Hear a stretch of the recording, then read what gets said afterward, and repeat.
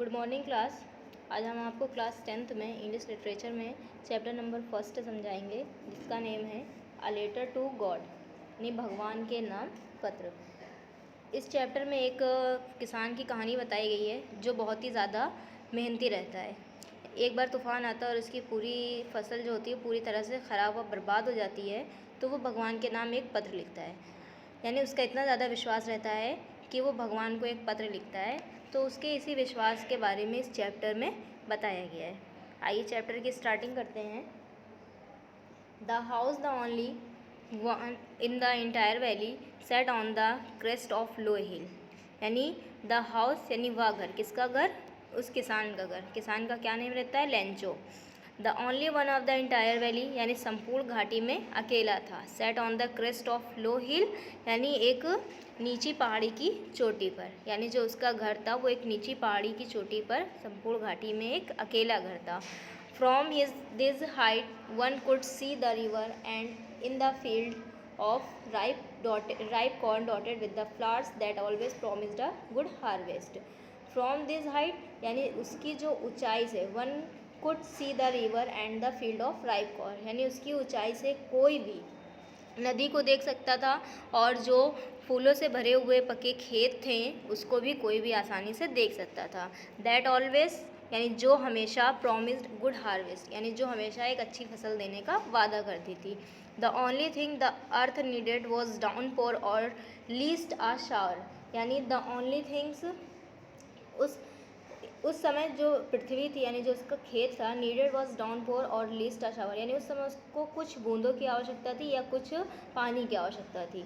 Through out the morning Lencho यानी अगले दिन सुबह, who knew his field intimately, यानी जो अपने खेतों को बहुत ही करीब से जानता था, हैड डन नथिंग एल्स, यानी उसने कुछ भी नहीं किया बट लेकिन see the sky toward the north east, यानी वह केवल उत्तर पूर्व दिशा में देखता रहा। Paragraph second, now we are really going to get some water. Now यानी अब, we are really going to get some water यानी अब हम वास्तव में क्या करेंगे, हमें कुछ पानी मिलने जा रहा है, यानी हम लोग कुछ पानी प्राप्त करेंगे। वुमेन यानी उस औरत ने कहा, किसकी? लेंचो की। The women who was preparing supper, supper माने होता है यानी डिनर, रात का भोजन। द वुमेन यानी उसकी वाइफ जो थी रात के भोजन की तैयारी कर रही थी, रिप्लाइड उत्तर दिया, यस गॉड विलिंग, यदि भगवान ने चाहा तो। The older boys were working in the field, the older boys यानी जो बड़ा लड़का था, were working in the field खेतों में काम कर रहा था। While the smaller ones were playing near the house until the women called to them all. While the smaller ones यानी जबकि जो छोटा लड़का था, were playing near the house यानी जो घर के करीब खेल रहा था। Until the women called to them all यानी उस औरत ने क्या किया, सभी को बुलाया। कम फॉर डिनर, रात के भोजन के लिए। It's was during the meal that यानी ये खाने के दौरान, just as Lencho had predicted, predicted means होता है अनुमान लगाना, यानी जैसा कि लेंचो ने अनुमान लगाया था, big drop of rain began to fall यानी बड़ी बड़ी बूंदें गिरना शुरू हो गई। In the north east huge mountain of cloud could be seen approaching. In the north east यानी उत्तर पूर्व दिशा से, ह्यूज माउंटेन यानी बड़े बड़े पहाड़, ऑफ क्लाउड बादल के, कुड बी सीन अप्रोचिंग यानी आते हुए देखे जा सकते थे।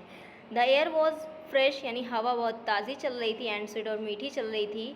The man went out for no other reason than to have pleasure the feeling of rain of his body.